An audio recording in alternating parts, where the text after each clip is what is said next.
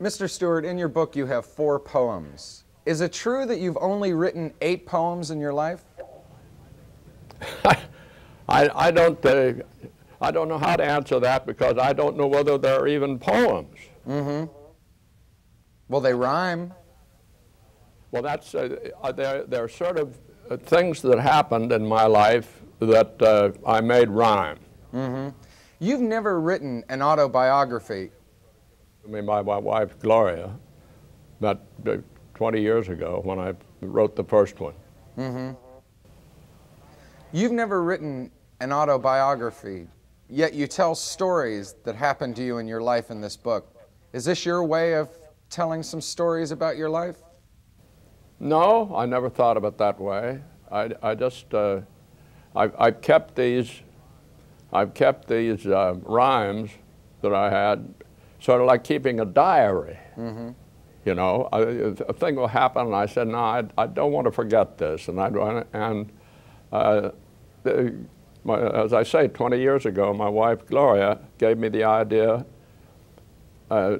We were in a place, Junín de los Andes in Argentina, on a fishing trip, and everybody tripped on the top step, and I wanted to always remember this. So on the way out of the hotel, we were going down to another trout stream, and Gloria said, the top step in the hotel in Junín is mean. And I said, well, honey, that rhymes. And it gave me the idea. So on our next stop, where the wonderful trout stream, that night I sat down and I just sort of wrote and had things sort of rhyme, and that's what got me started. Is it true that Johnny Carson exposed this to the general public? Yeah, I give Johnny complete credit for the thing because I forget which one I read first, but I've read all of them on Johnny, and the one about Bo, my dog, I've read several times on Johnny. But Johnny was the one that sort of I think sort of got the thing rolling, and Johnny asked me several times, why don't you write them and put them in a little book? And I showed him the book, and when I did the show after the book was finished, mm-hmm. and he said, the book's almost as skinny as you are. Well, are we going to have a second edition with the other 4? I don't know. I started this 20 years ago. I don't know whether I have 20 more years to do the next one.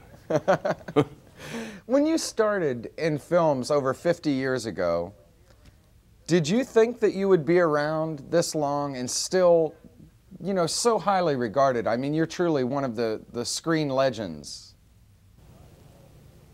Well, when I got started out here, this was in the wonderful days of the big studio days, which I still think is the best way to make movies, the way they did in the big studios.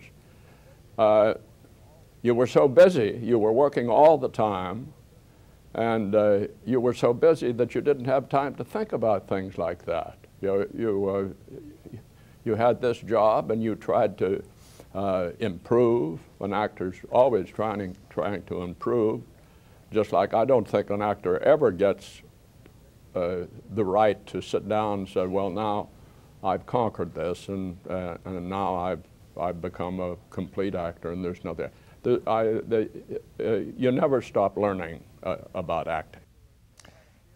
Comedians have had a field day with Jimmy Stewart impressions. What is the trick to doing a good Jimmy Stewart impression? Rich Little, you mean? Mm-hmm. An impression of me? Of you. You've never heard people do Jimmy Stewart impressions? Well, night before last, I just heard Rich Little, who I know very well, who's been doing me for, what, 20 years. Mm-hmm. Did he do a good job? I'm not the one to ask about that. I don't know. Everybody seems to think it's very good. Do you hear yourself? Do you think he's captured you? I don't know. I just go what everybody says. I just like you do when you're acting. You don't sort of figure out, well, I have it down. This is the way it's going. You find out from the audience whether the thing is okay or not. Okay, one last question. When you sit back and look at this book, are you proud of it? Well, the more books that get out and are sold, the